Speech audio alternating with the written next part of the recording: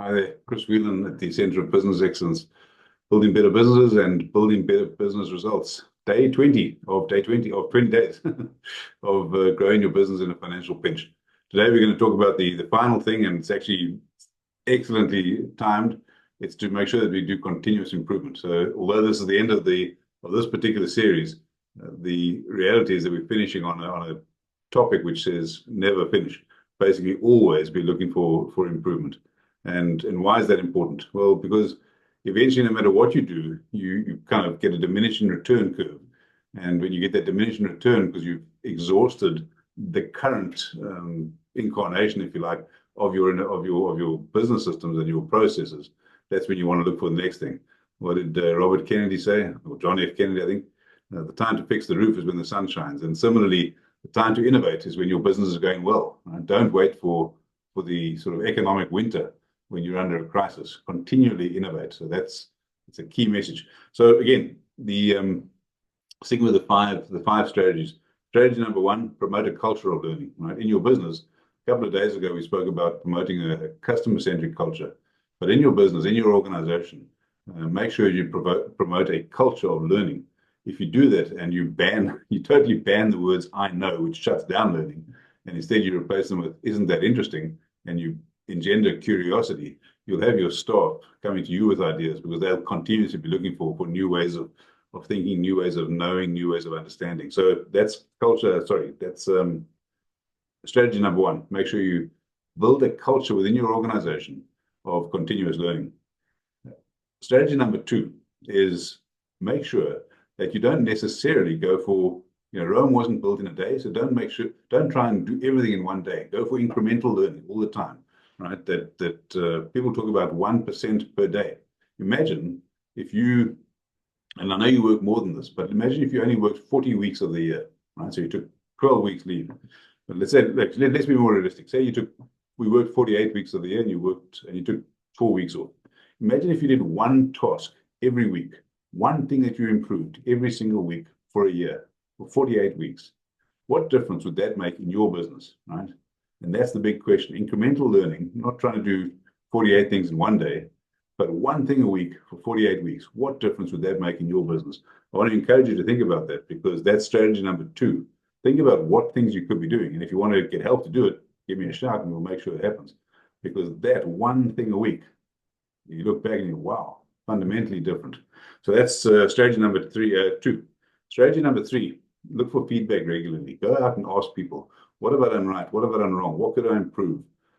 Ask that of your customers. Ask that of your leadership team.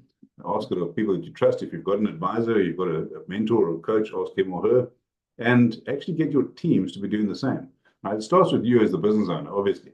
Tone gets set at the top. But do it right throughout your organization.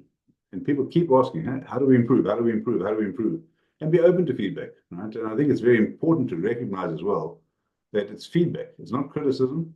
Sometimes it might be a critique, but it's not criticism. So get the feedback and learn from it. Listen to it and learn from it. That's number three. Number four, in the same way that I spoke about incremental changes, incremental improvements, look to implement them incrementally as well, right? So don't go and try and, well, I'm not saying you can't, but my recommendation is don't go big bang. Implement incremental changes, and that way you build if you like, a change capability in your organization, so that people are used to the fact that things will change. They won't be stayed forever. They won't be constant. Begin what I'm not saying. I'm not saying have constant upheaval. That would be pretty much disastrous. But small changes, one thing at a time. And again, I come back to the 48 weeks and one thing per week. Get that right, and you'll look back in 12 months' time and go, wow, we did a whole bunch of stuff that we didn't think we could do. You'd be absolutely amazed, I think, at the power of that incremental change, the power of incremental implementation. I suppose in many ways I liken it to an investment strategy where you do investment on an ongoing basis. You look back over a few years and that graph it's gone all the way up because the interest is compounded. And that compounding effect of those small changes is big on a business. And then item number five, and I've spoken about this in different contexts over the last couple of weeks. Look for ways to reward improvement efforts, right? not just, and I say, obviously, if a person does it well and you win, you're going to reward it. I get that.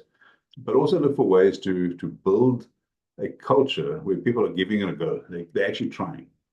Because what I've found, both here in New Zealand and around the world, and we work with something like 18,000 clients around the world every single week. What I've found is that when you have a culture of reward, when you have a culture of, oh, hang on, you tried something, full participation, that participation and the reward for risk taking has a massive dividend because people are then prepared to give it a go. If you say, no, don't try it, or even worse, you punish them for making a mistake, they're never going to try it. If they never try it, your business will never improve. So look for ways to reward risk taking, look for ways to reward initiative, and within a framework. And I'm not suggesting that a person fundamentally changes their entire business or puts it all on the line, but I am certainly suggesting that risk taking within a framework, within an understood framework, is a useful thing.